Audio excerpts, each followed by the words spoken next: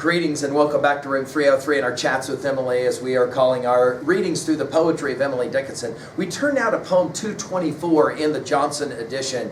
I've nothing else to bring, you know. Now, this is an interesting poem to read following the poem 223 that we just worked with, and that word pleading as we studied it a few moments ago. This is another Sam Boyle's poem. It is in some ways back to our study of poem 26, and flowers were included, as Emily sometimes did. When she sent a poem in a letter form or whatever, she would throw something in the envelope, and in this case it was the flowers. Maybe in line 2, the these that is referenced there is actually the flowers. We're gonna talk about this. Here we have another poem about acceptance and the longing for acceptance, much like earlier poems. And speaking of earlier poems, our assumption is that you've been following our stuff at learnstrong.net, down that left-hand side, again, Chats with Emily, our playlist. I'm hopeful that you've already worked through our set of introductory comments. I'm really hopeful that you've already worked through the preceding 223 poems. I just finished with 223. I came to buy a smile. Now, if you have been doing that reading, then you know that we have seen this sentiment before a number of times, that will you please listen to me? Will you please pay attention to me? And a number of times that sentiment has been shared with Sam Boyles, who we've already commented on being so significant in her life. Not only as potential lover, possibly, some scholars have said this, but rather, probably more importantly to Emily, it would have been about acceptance of her stuff, of her poems and the like. I've nothing else to bring, you know, is going to have as well this kind of longing, this pleading, as we saw it in poem 223. I've nothing else to bring, you know, so I keep bringing these, just as the night keeps fetching stars to our familiar eyes. Maybe we shouldn't mind them unless they didn't come. Then maybe it would puzzle us to find our way home. Now, I'm going to make the argument that Shakespeare stands behind a lot of the poems of Emily Dickinson. I just mentioned, for example, in poem 223, the possibility that Shakespeare's Merchant of Venice and Shylock stands behind her use of the word Jew and the way in which he uses it. Here, I'm going to make the argument that the most famous passage of all of Hamlet is, of course, the famous to be or not to be passage of Act 3.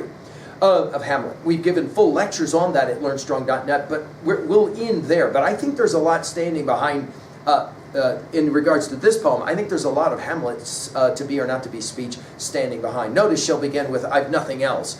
It's almost desperation of a kind, but if you accept that this has something to do with the flowers that she sent, then it's basically, all I've got to give to you are these flowers. I've nothing else to bring, you know. Now, of course, the you here, Sam Boyles, right? So, I keep bringing these. Now, of course, the antecedent here could be the flowers that she sent.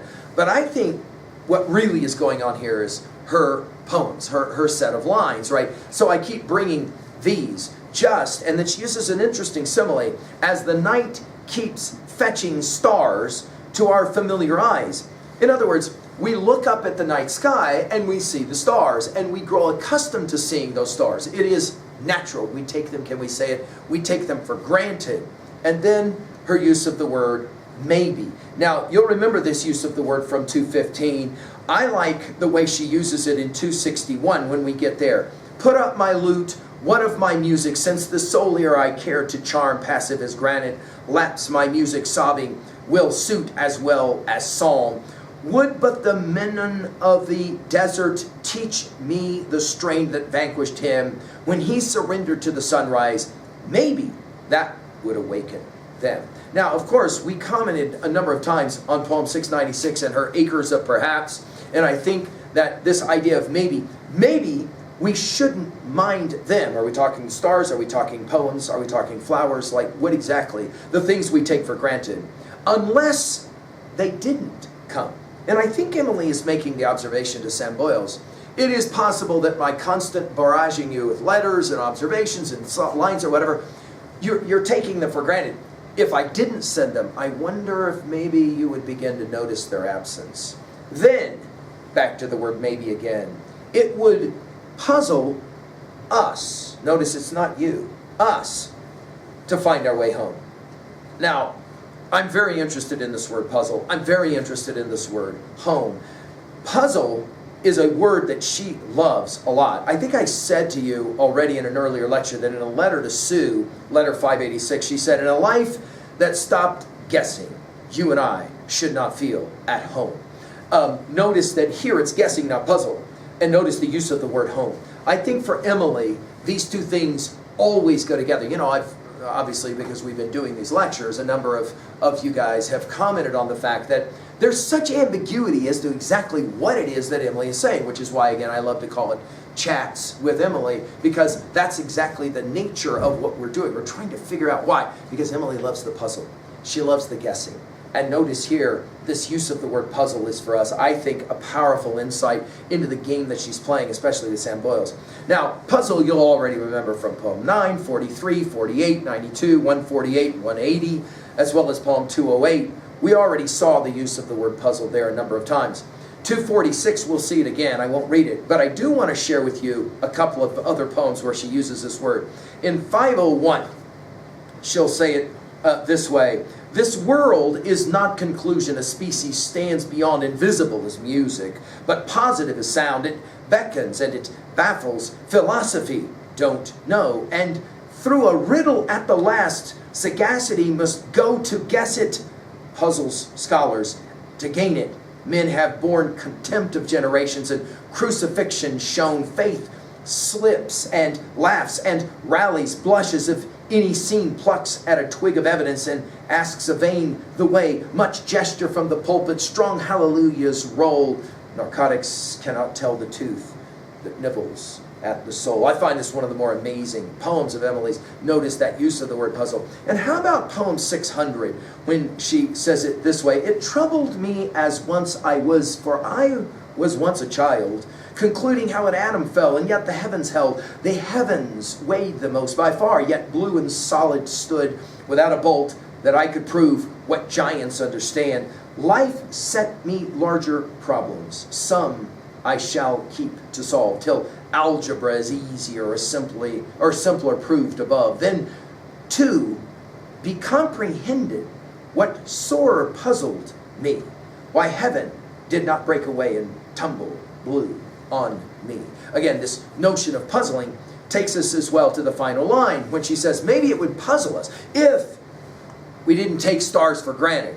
It would puzzle us to find our way home. In 80 different poems, she uses this word home. And as I just gave you from a letter, right, this idea of home is the idea of security. And as I've said in a number of lectures already, I think Emily, behind her poetry, always has Homer's Odyssey at play, always the idea of Ithaca, that long journey home. It is not the journey, it's the destination, etc., etc. I'm sorry, in verse, it's not the destination, it's the journey, it's the Odyssey. But ultimately, Odysseus has to get home, right? He has to make it home. Well, what actually is going on in this set of lines? I think one argument is that 2a, we take easily for granted the things that are so normal for us. And we should treasure the things that are most precious, like the stars, and of course for Sam Boyles, she's arguing maybe like his poetry. At 2b, I love the word choices here. I love the idea of these being flowers or poems. I love her use of the word puzzle.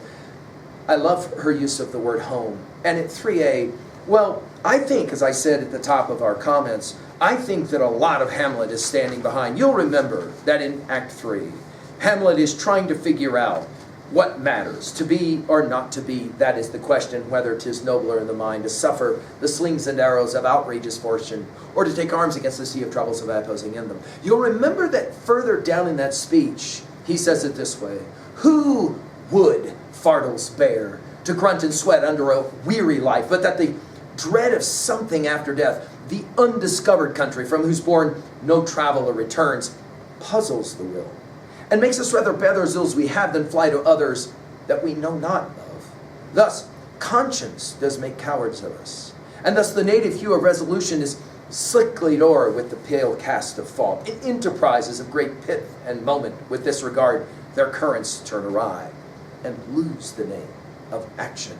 I think this notion that we're puzzled, we want to know things, and I think I've been asked recently, can you define Emily in one word? Wow, now that's a fun question. I think if I had to say in one word what it is that makes Emily so compelling for me and for many readers, I think it's simply the word curiosity. She wants to know so much. She wants to understand so much, and I love that about her. Her use of the word puzzle here, I think, is nice. Finally, at 3B, what was a time that you took someone or something for granted, and what was a time that you yourself were taken for granted, and it puzzled you how people couldn't see the value of your contribution? Thank you.